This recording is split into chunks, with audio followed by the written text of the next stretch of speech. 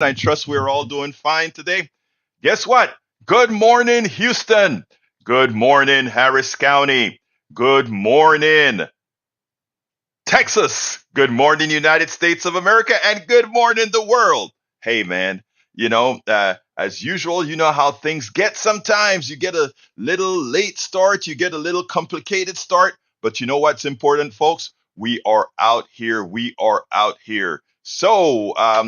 I guess you know what we have to say. Let me just see if Jack Van Weber. I know Howard is tying up a whole lot of loose ends and loose strings right now. Is Howard available to say his little piece, or are things a little bit too racket out there?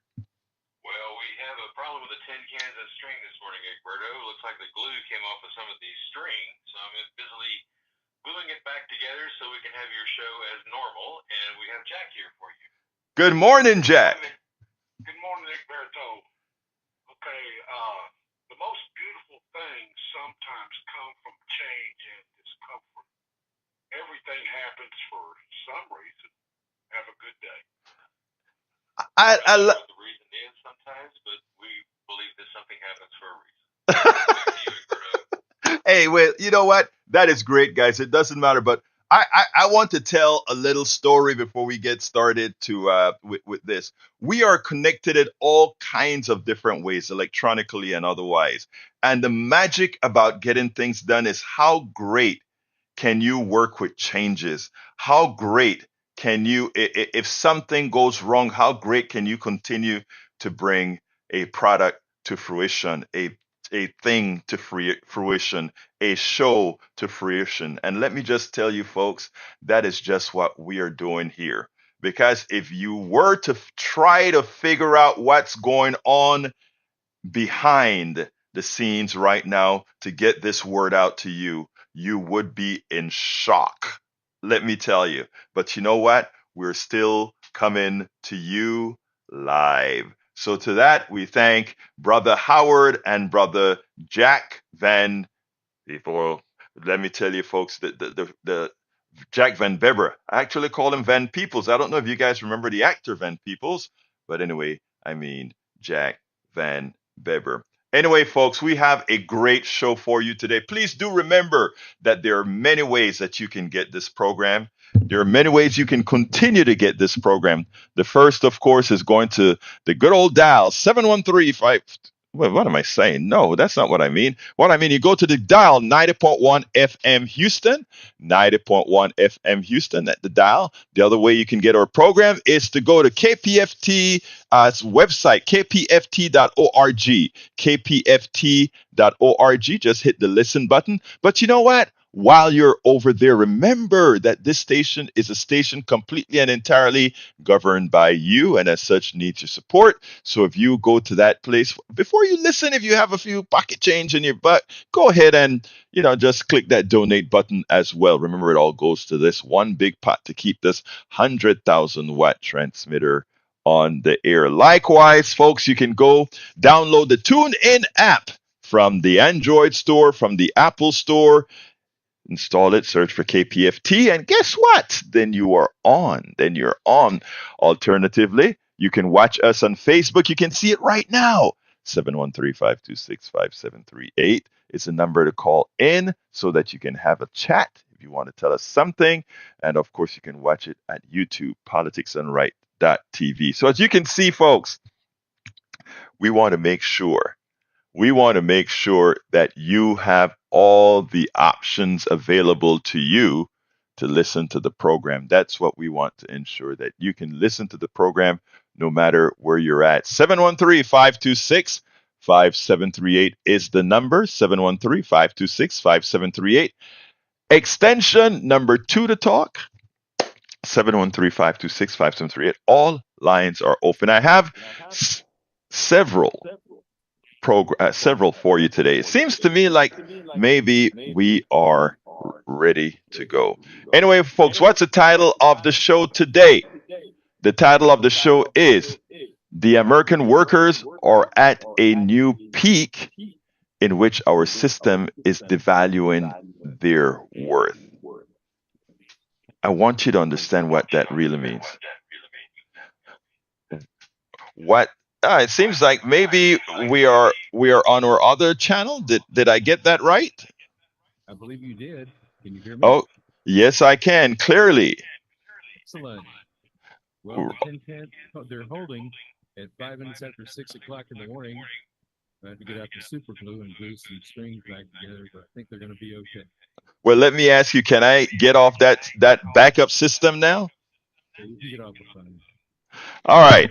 Anyway, folks, we are back in the era, and you know what? I want to commend Elson here Howard again because this was a hell of a start. This was a hell of a start, folks. This was a hell of a start. But you know what I like about it? It showed that no matter what happens, you come first, and we get things done. We get things done. Anyway, folks, title of the show today is The American Worker Are at a New Peak in Which Our System is Devaluing Their Worth. Subtitle: These four stories illustrate perfectly the plight of the American worker, from a plutocrat demeaning the worker to the Fed's attempt to grow unemployment to corporations devaluing the worker. Stop! Stop! Stop! Stop! Brothers and sisters, today's program, I want you to listen in detail. Let me tell you, I went to bed really, really late because I wanted to put the four stories in sequence correctly. I wanted to make sure that you heard it directly as far as what's going on. So, what I'm going to do is start from story number one. And that is story number one, the UAW. Story number two, Bernie. Story number three, Rich Businessman Talks. Story number four, This is How Capitalism Work. And again, the sequence is important. The sequence is important. So check this out, and we'll take it on the other side. We may get to all four. If we don't, I will somehow talk it through with whatever callers come in. But anyway, let's go ahead and get started right now. The UAW is in a fight. I think at midnight tonight is when the decision has to be made to go on strike. I don't want any superb big compromises on this one at all. And let me tell you why I don't want any compromises. It is time for us to assert our worth. It is time for the American worker to assert its worth. It is time for them to look at the shareholders and say, you are making passive income on my back. It is time for them to tell the executives, you are making passive income on my back. You are making money on my back. So don't tell me that I don't have the right to get the same percentage increase than you do. In fact, I deserve more of a percentage increase than you do because the profits that you're making is on my back. But you know what? Here are the numbers. And I love that some in the mainstream media are starting to do just that. Check this out. Brian, lay out what the UAW wants and what the auto companies are offering. Yeah, well, for what it's worth, the numbers that we've seen right here, again, they're asking for a 46% wage bump compounded over the next 4 years. The best offer that we're aware of, talks are still ongoing, so this could be changing by the minute, is a 20% wage bump. But one thing I want to zone in on is why such a big number that they're asking for, and it gets at exactly what you were talking about. We've heard a lot of reference points from the UAW about how automakers are making less than the average American. The yellow line is the overall average hourly wage of $33.82 an hour. The average motor vehicle and parts worker, according to the government, is only making $27.99. Important to caveat that this is both union and non-union. But again, another talking point is also how much the CEOs are making. Here's the change since the last UAW agreement with the big three automakers, which was in 2019. CEO pay over that time went up by 32.5%. The median worker for that company, 2.8%. At Ford, 18%, a little bit closer, the median worker making over 16%. And at Stellantis, which is the maker of Chrysler, we don't have the data because they're based in Amsterdam, but the CEO pay ratio, how much more the CEO gets paid relative to the regular worker, is in the hundreds. So this is a very big talking point, which is, for a lot of these workers, it's about principle. Brian Chung, thank you very much. And that is what we have to come to the realization. They're always asking the average American worker, hold back, hold back, hold back. We can't afford it. We can't afford it. Yet the shareholders who are doing nothing, they're not putting their life at risk. They're not putting their limbs at risk. They're not putting, the only thing they put at risk is their capital. And the risk that they take is maybe they'll lose some, maybe not, right? But you put your life at risk. You do the work, and they sit their butts down at their lake home, at their whatever. And so, for those who are going to tell me, oh, but a lot of retirements invest in this as well. Don't talk to me about retirement investing in this. If you take a look at where most of the capital, who owns most of the capital, bar none. And most of it go to the richest people in this country who mostly own the stock market. Eric says, whoa, 46% and a 32-hour work week. That is a huge raise and won't ever work. Let's stop you right there. Was it a huge rate when the CEOs made a 40% raise, and not only a 40% raise, but bonuses and all of that? Was it a big steal when all these people that don't work, just own shares? Isn't it excessive that they're making money for doing nothing? We have to start asserting our worth. I wrote an article a while back titled Assert. It was my first article to go viral. Assert your worth. We spend a lot Assert your worth. Assert your worth. I made that point. I mean, when you look at what the UAW is asking for the auto workers, 40% sounds like a huge increase. And let me explain to you how things work, right? Over the years, as corporations claim they're having problems, they ask you to cut 5% here, 3% here, 2% here. So at the same time they're cutting your pay, inflation is going up. The CEOs continue to get their yearly bonuses, increases, and all that sort of stuff. They even get a bonus when they cut your salary. How? Because their efficiency increase and they cut your salary, right? And then, by the time you have, over the years, you have accumulated so much losses. It's now you're behind 40% in wages because of inflation and because of cuts you've taken. So when you're asking for a new contract, it sounds like you're asking for a bunch of money, right? But you're not. You are not. You are not.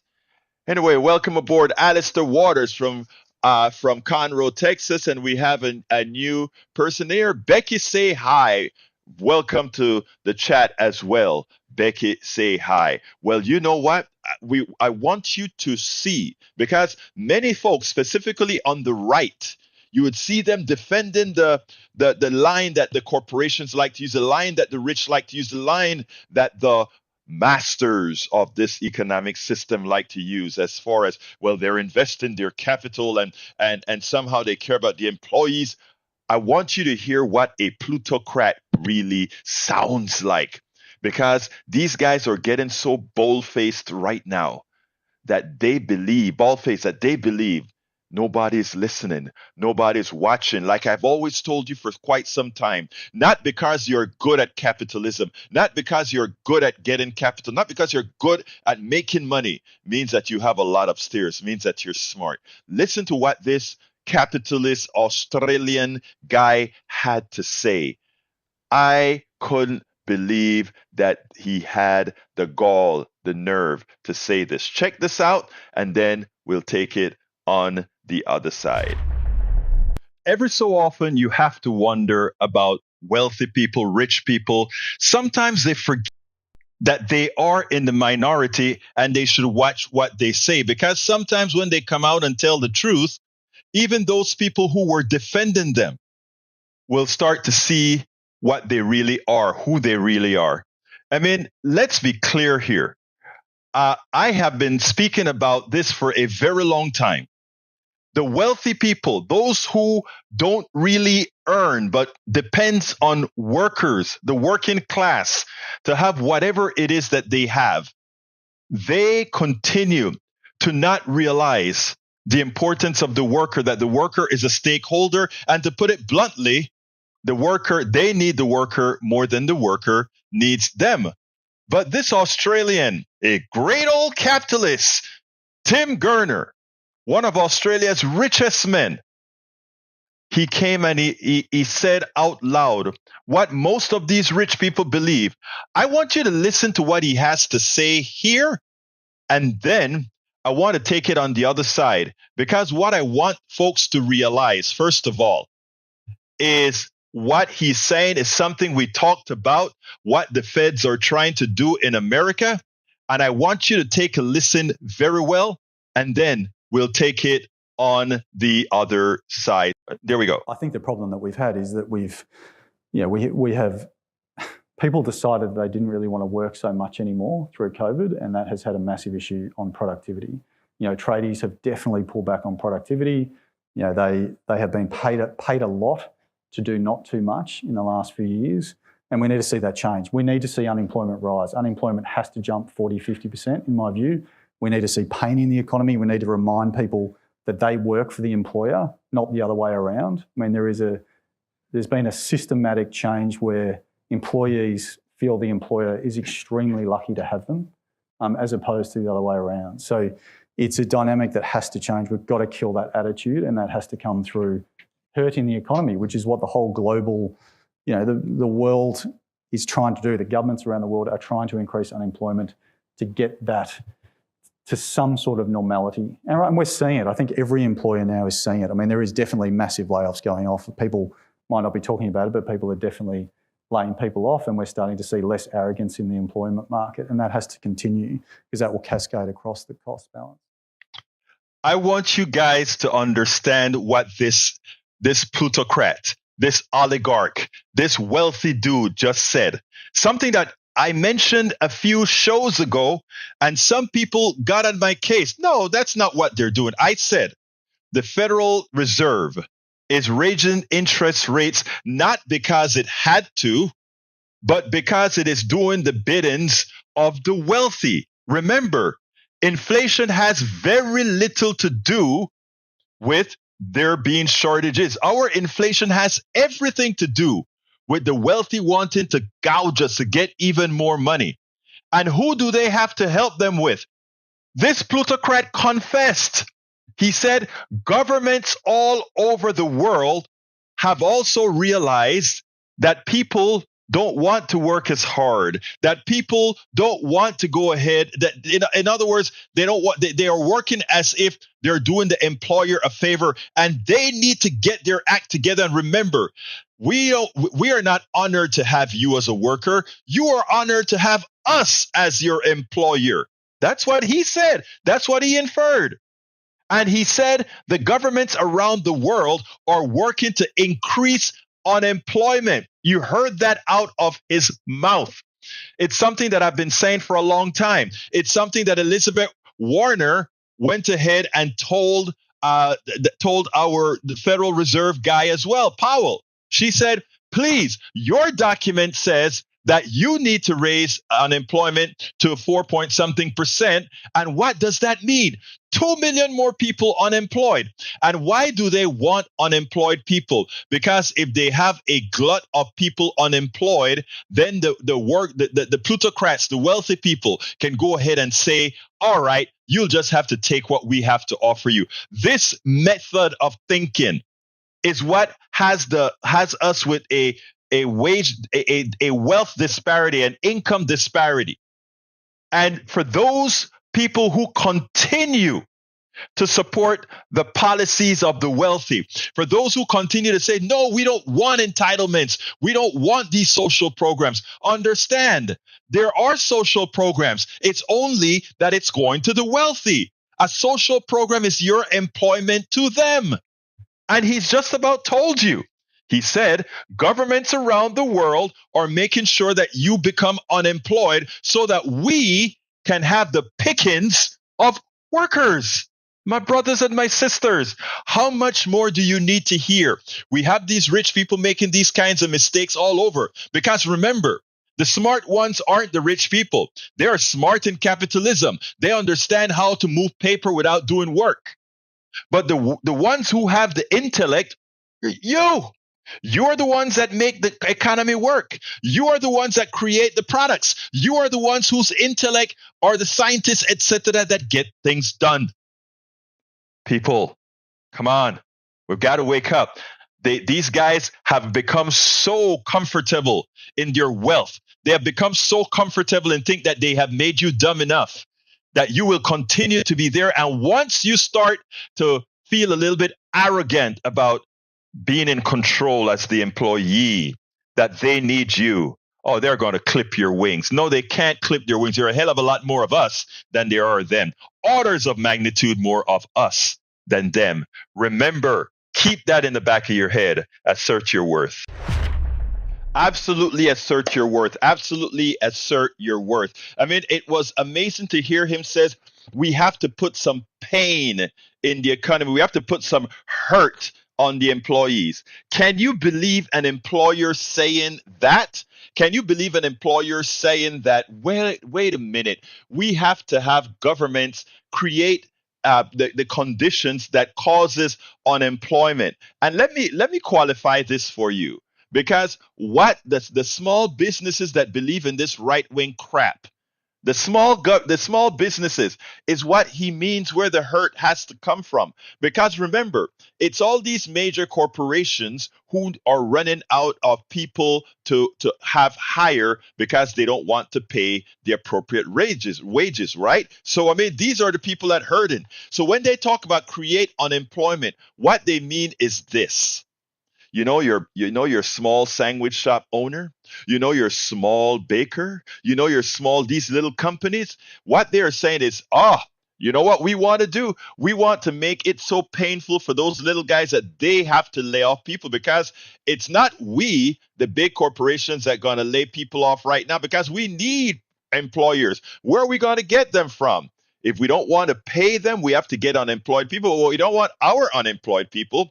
We want the easy unemployed people that we can get. That means for all of you small business people who think you like this economic system, they are trying to put the pain on you. You're the one who pay those high interest rates for those short-term loans to buy your flour. You buy your flour on that business credit card that you get from Bank of America, or that you get from Nations, or all these other banks.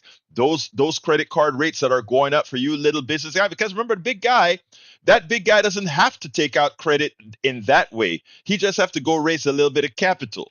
You got to get credit. So when the feds are increasing these rates, yes, it's hurting the average American worker, but it's also hurting a lot of these small business persons who buy into the fallacy that they don't want Medicare for all. They don't want all these good things that help the average American worker, when in fact, it would not only help the American worker, it will help the small businesses as well. You see, indoctrination is a dangerous thing. 713-526-5738. I have two more clips to play, but I'd like to hear if you have anything to say based on the two clips that we have so far. 713-526-5738. Let those calls ring. Let it come in if you have some comment to make. I am sure somebody has to be feeling this stuff in the gut, because this is real. Somebody has to be feeling this in the gut to have one of these plutocrats, one of these oligarchs go out there and just say, we need to put pain on the American people. We need to make life difficult for them. Imagine that. Imagine that. 713-526-5738. If you call right now, you'll get on the air. If you get on before I go ahead and get the other here, come on in, Brother Howard. Okay, we're just checking out the tin cans and string. We had to make some adjustments while you were on. None of your dialogue was lost at all, but we were making sure that you can hear us. Yes, we can. I think I have something to say. Jack has some wisdom here while we wait for some callers. All right, come on in, Jack. When I was out in the field working, I knew that, I was making $25 an hour, but my boss was charging $125 an hour for me, a helper, and a truck, and that's the whole expense of that service industry. But, he was probably making $25 an hour off my labor too. Yes. So, they've got it going to work easy. Okay. Well, they've got it going all their way. And, they keep the executives rich and greedy So they'll take advantage of the worker. Exactly right, my brothers. Those Anyway, rats. Those rats. yeah, we got two phones ringing, but let me tell you, guys, keep on calling 713-526-5738.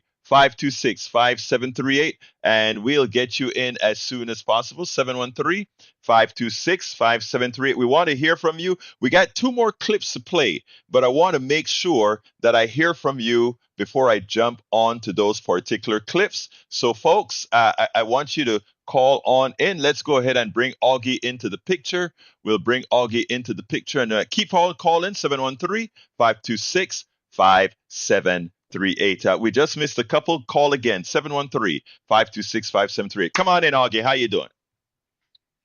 Okay, so far. I'm Good. glad to hear you coming in loud and clear.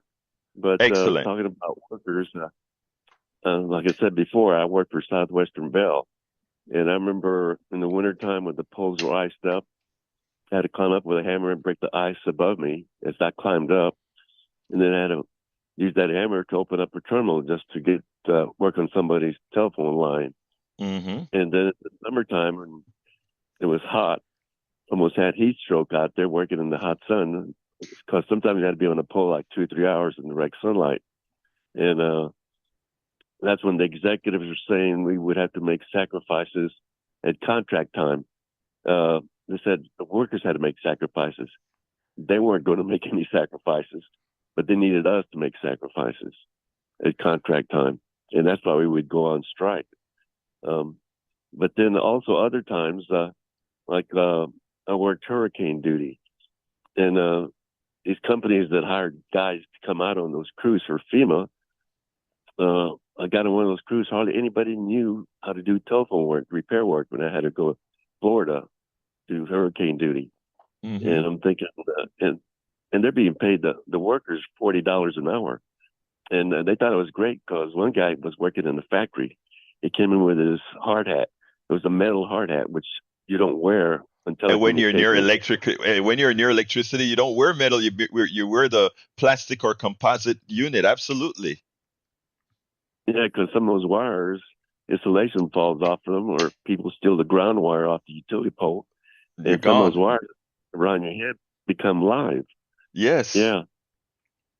And It is. but the people that hired us are getting money for every person they hire, and there were 12-man crew, and so they're getting money, quite a bit of money for every person they hire, whether they're qualified or not. You know, And then I Augie, worked it for is. the refinery. I'm sorry. Go ahead, Augie. BP, and I worked for the BP refinery in Texas City. And I was one of the few guys that knew how to work with copper wires, and that's what they relied upon for communications in the plant, because the BP guys didn't care about safety.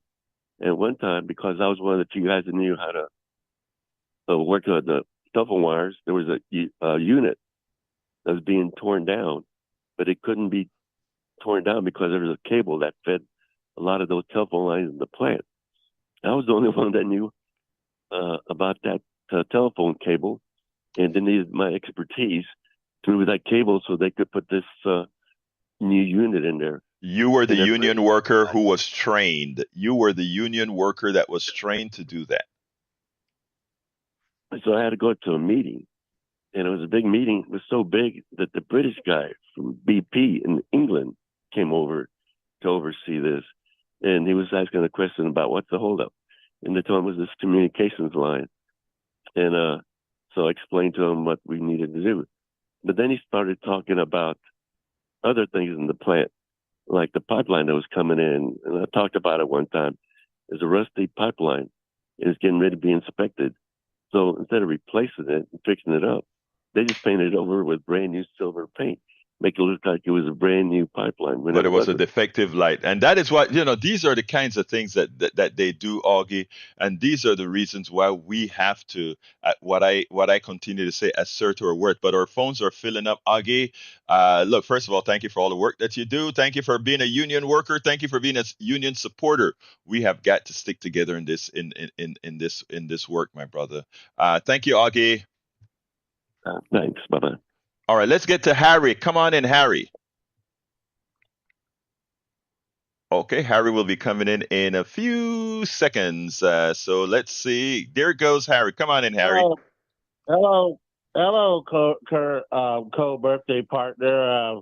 How are you? I When I am talked doing to Steve I am doing yesterday, fine. Harry, hold on a second. Let me just tell I folks, if you called and got dropped, give us a call back, 713-526-5738. Una vez más, 713-526-5738. Give us a call. Give us a call. Come on in, Harry. yeah, when I talked to Steve Hunter on Utah yesterday, I had asked him at the end of the show, had Roberto Williams ever told you that he and I are born on the same day? Maybe he Actually, said no. I heard you. I was on Steve with you yesterday, listening to all the great commentary Right, all of you had. We had right. great callers to Yeah, when I Steve's show yesterday. Anyway, let me hear it, Harry, because I got to go to another call as well. So okay, talk to me, my brother. okay. Okay, well, I'll talk to you.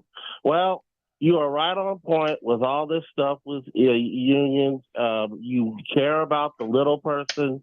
I love when you talk about these things always.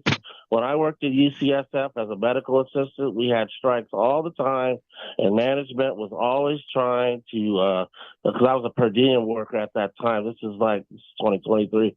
So this is about 15 years ago. And I was Mm-hmm. trying to get permanent there, and they made it very, very difficult because the CEOs and COOs want to gouge. They wanted to gouge the little guy, the workers, and not give them raises. And we did get some things out of that, but we didn't get what we could have got. And then Right. what they started doing later on, they started hiring temporary workers, and they tried to take the benefits away from the permanent workers. I remember talking to our union rep, who was a permanent guy, and he was always complaining how they're always trying to do that and just work temporary. As my brother was saying a little while ago, when we were talking while we were listening to you, is they want to use you and lose you. Now, There you go. I'm going to make one point about Real, caller qu- Brian. real quick, my I brother. hope he doesn't get upset. I hope he doesn't get upset with this. But when you were talking about this a few weeks ago, you were talking about how they try to make slaves out of you because the shareholders don't do any work, and the CEOs they take their money and they give themselves raises and all that, and then they just try to make a slave out of you. And then I remember Brian saying to you, "I ain't no slave," and you were just trying to explain you are a Right. slave when you don't Exactly. get behind the union, I or you got to go, believe all Harry. Harry, you that nailed it. union bad for you. Harry, you nailed it. Exactly. You were trying to explain it because you care about the little guy. Harry, you Yes. nailed it. I got to go to Melissa now. Harry, I got you. Got to go to Melissa. Let's go, Melissa. Talk to me. Good morning. Good morning. Good morning. So, Good morning. How are you doing, my dear lady? I'm well. I am well, blessed and highly favored, like mother say. Um, I just wanted to chime in on employment right now. And today, I am looking at a subcontractor. Maybe this company is maybe has is a small business, has maybe 250 employees, branched out everywhere. But they have slimy practices, and I honestly, now that you say what you're saying, it doesn't make sense, but it's the only way they keep their bottom line. So they work their employees, because I know this because they have high turnover. So they work their employees the 3 weeks, how you have to work, 2 weeks and a half, maybe 3 to get your first paycheck, because you got to get Right. So this company works their employees, hard job, very hard job, minimum wage, works their employees, and then 4 days before their first check, they fire the whole crew and then rotate another new crew. Yes. Right? So if that's the small business right now, and they're thinking, because honestly, there's no skill development, so the people that they do get, they got to hold on to them, train them, as they go. And then, okay, well, you don't cut the job, you can't make their quota. So, they keep rotating so they don't have to pay you benefits. You know what I'm saying? Melissa, So, you nailed it. Melissa, it's crazy because if that's what if that's what they're trying, I want to go fast. If that's what they're talking about, keep depleting the workforce, so that they can keep on crunching the numbers and make it lower and lower when they hire, then they're kind of squeezing themselves out, because pretty soon there's no talent. There's not going to be any talent for them to even hire and turn over. Melissa, let me remind you of something. Okay, remember what I said earlier on in one of my commentaries. Not because they have capital, not because they're rich, not because they're loaded, mean they're smart. Because you just said the smartest thing ever. Eventually, that model doesn't work because people are going to figure it out and they're say, I'm not going to work for these guys because after 4 days or when it's time for me to qualify for benefits, I'm They gone. don't know, because they don't see the black people. They don't see the Hey, black people that. And hey, it kills me when I'm watching these employers. I'm like, oh shoot, I ain't gonna see them in 2 weeks. yep. But it's a subcontract, and that's the way that they, that's how they operate. And, It's and, just and everything they, buy. Melissa, one other You know. important thing that you alluded to, Melissa, one other important thing, by using subcontractors, what the big company Yeah. does is it isolate its evil behavior away from themselves. So when Mm-hmm. people complain, they say, well, it's not me, it's not the big company, it's that little guy, that subcontractor that's doing Yeah. it. Melissa, thank you so kindly for calling in. Thank you. Keep listening. You keep calling. We're going to jump to Samantha right now. Come on in, Samantha. How are you doing today? Good. How are you doing? I am doing I fine. I just want. I really do disagree with the way they've been out of when you get out of school, either high school or college. I've been working all my life too. I've been working at Wendy's since I was 17. I worked at a grocery store. I worked at a clothing store, and they really do keep you in that sort of trap to where even if you have an education and you start going over to some of these places, they recruit you and they keep you, like she was saying, like Melissa was saying, only for maybe it's only a few months before they lay everybody off. And after they lay everybody off, you have to go and look for another job. And then it's the same pattern with the way that they take you in and they put you on the payroll. And they take you and put you on the payroll and give you benefits, but they really just can't keep you around. And so it becomes this like pattern of employment, unemployment, employment, unemployment.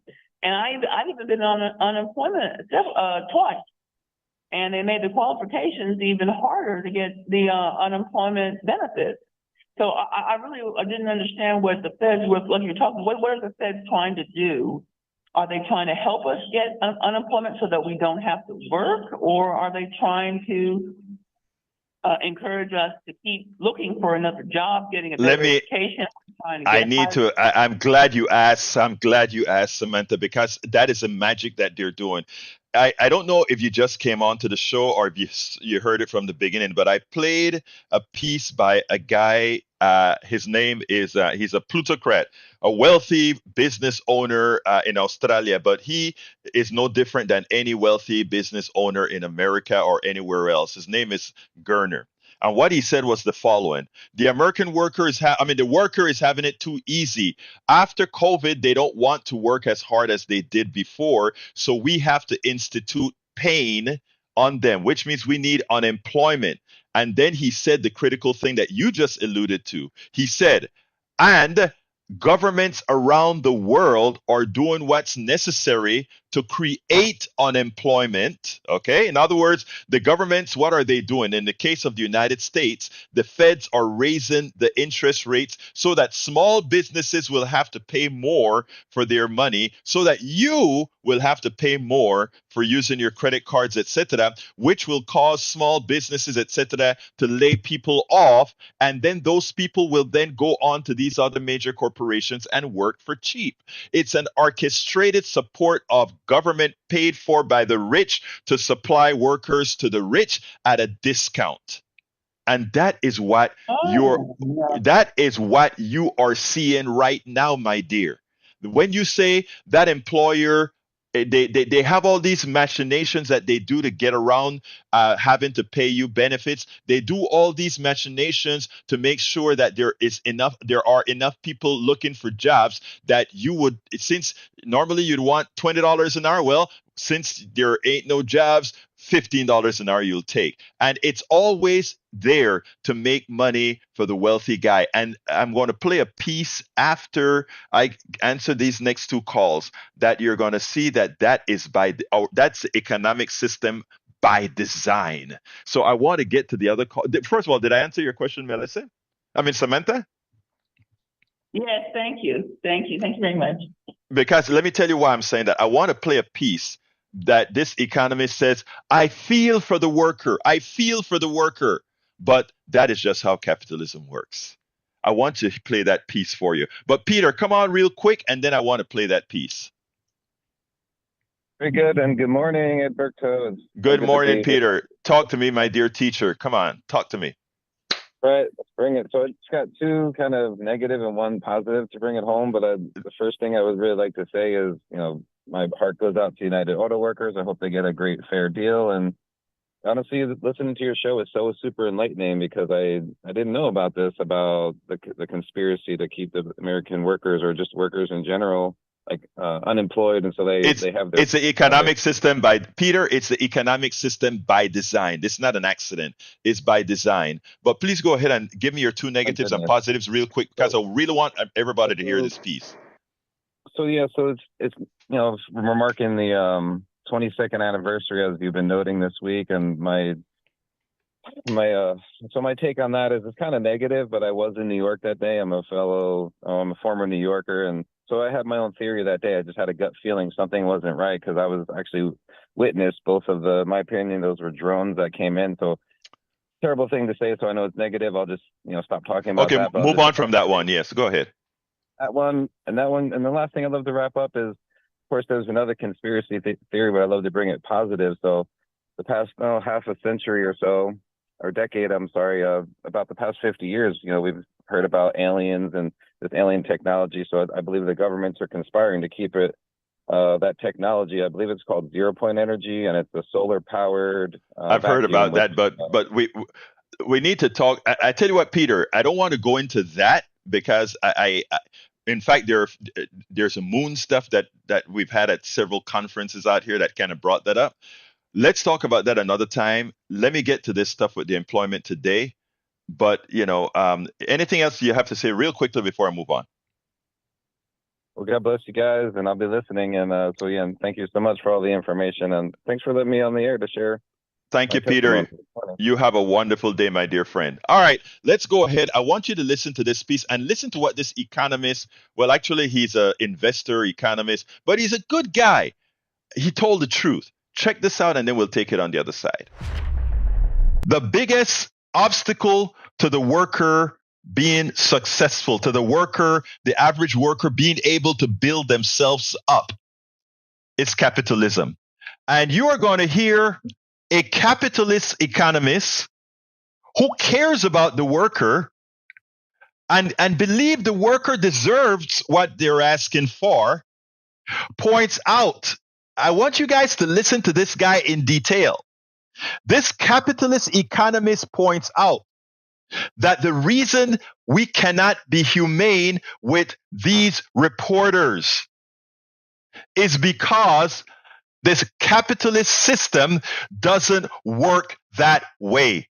I mean, what gets me is that he's not ashamed to just matter of fact tell you that capitalism stops the worker from being able to maximize his income for what he's worth. Check it out, and then we'll take it on the other side. Because when I heard him say this, it was just before the show. And I came home after bringing back Ashley, and I saw that, and I'm like, oh my God, I got to show this to the PDR posse. The PDR posse must see this. Check this out, people. It comes at the end of this 4-minute or so piece. Listen to what the economist says. It's going to, if you're listening correctly, it will blow your mind. Steve, you've been in the negotiating room before at what was a key moment in the survival of the big three automakers. They were not doing well.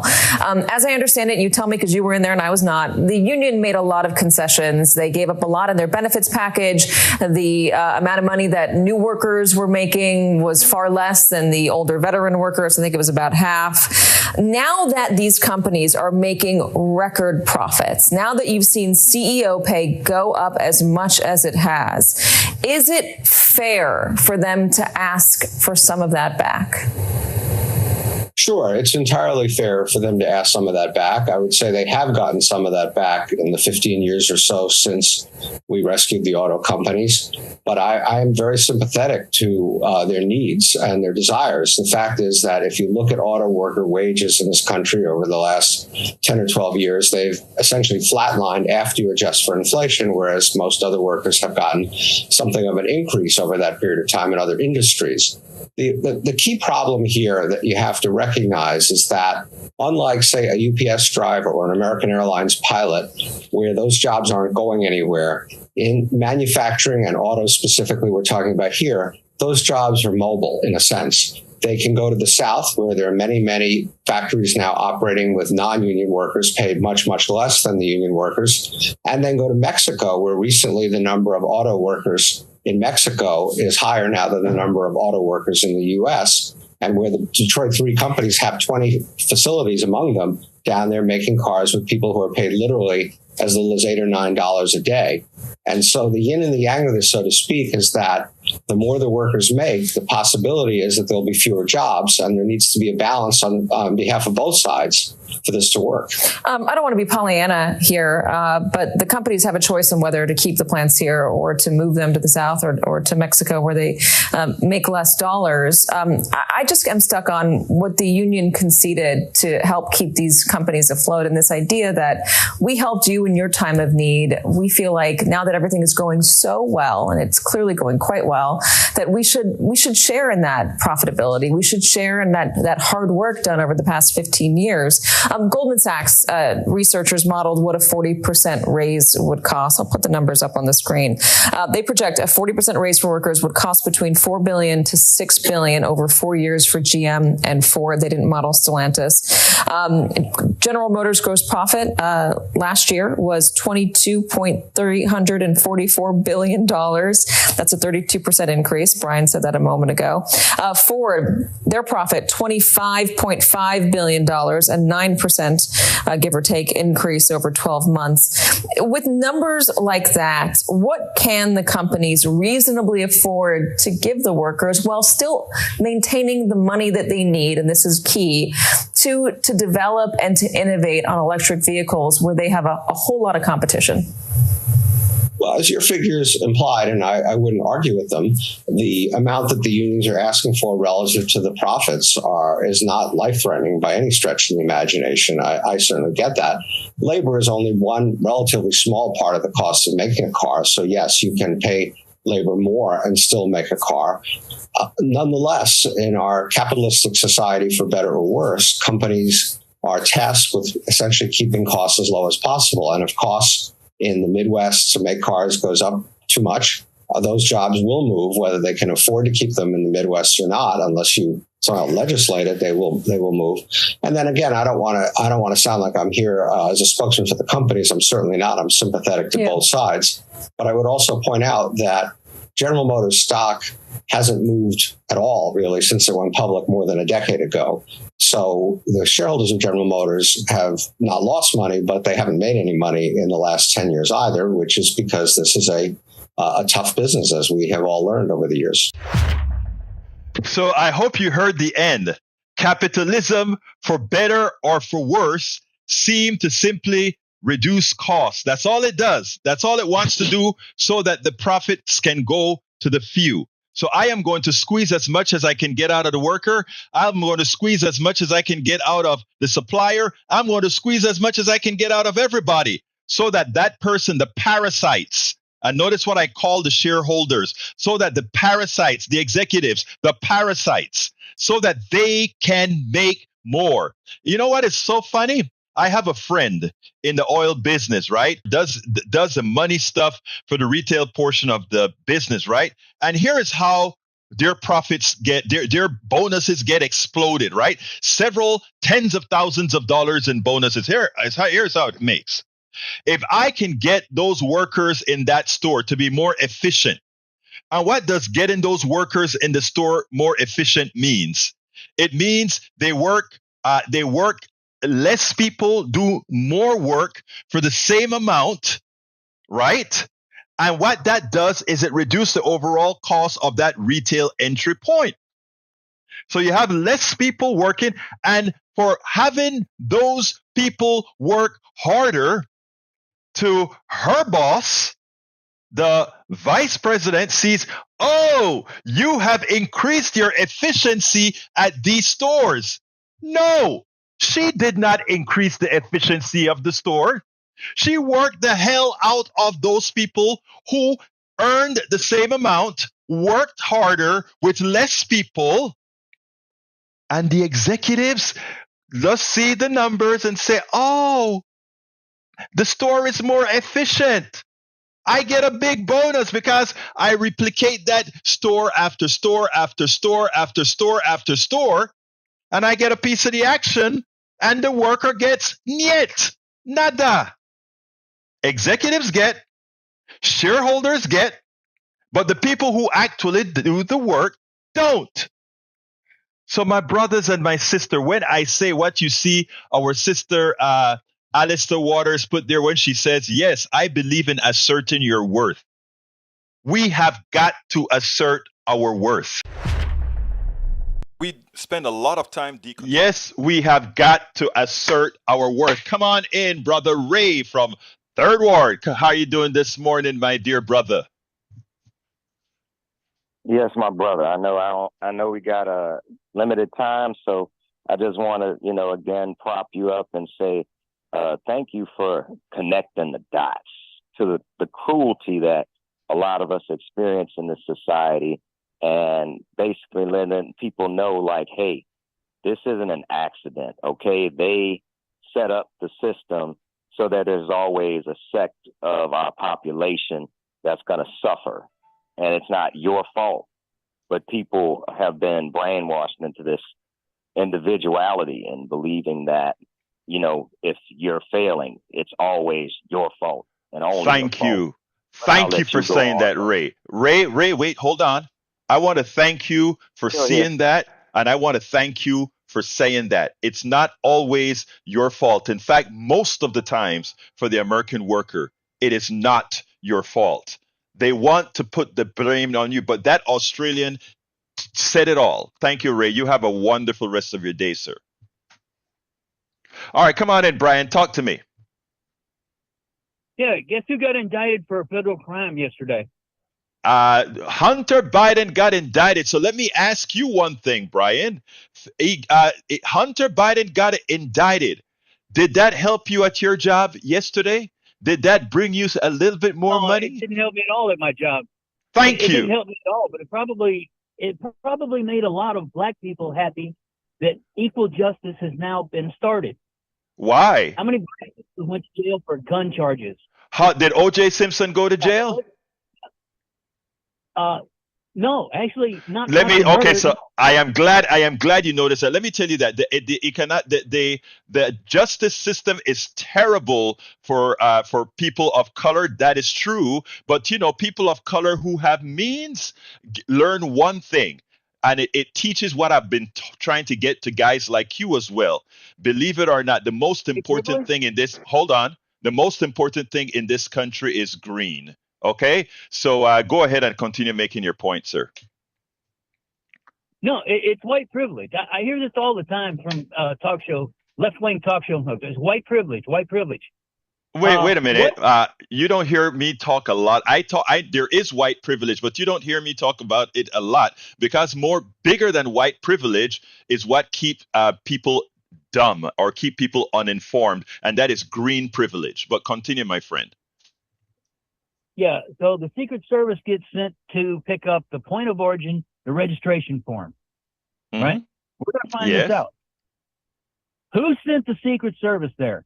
Did they just take it upon themselves to go over and confiscate the registration form? Let me just say something, Brian. The reason why, and I'm not going to entertain this line of questioning, not because of Hunter Biden, because the rat hole that you continue to find yourself in is more than likely hurting you more than you know right now. Because again, you're so concerned about Hunter Biden. You can't see the people on the right and the neoliberal Democrats screwing you to kingdom come. I just gave an entire program on what's happening to the American worker. And you are so taken up with Hunter Biden that you cannot see the danger the American worker is in this country, not because of Hunter Biden, but because of an economic system who has you so concerned about Hunter Biden. You cannot be concerned about yourself, your family, and others. I got to get out of here, my dear Brian. So give me one sentence to close, and then I got to go. No, I'm not concerned about Hunter Biden. I'm also concerned about immigration. Who's going to take my job next time? Thank you again. I'm glad that you said that because that is so important. Hold on. That is so important. Immigration would actually help you, but you are so concerned about the fallacies that they tell you about immigration. You are so concerned about Hunter Biden. You cannot see the big picture. I just gave the big picture to you a few seconds ago. But you're so tunnel vision on those particular issues, my brother, that you don't see it. I got to go to the control room now. Thank you so kindly for calling. And you keep listening and you keep calling. Come on in, control room. We got to get out of here.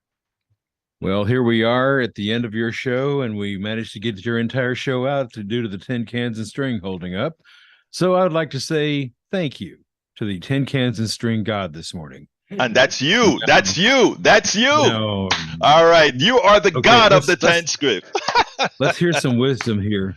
Let's go for it. Okay, I did this the other day.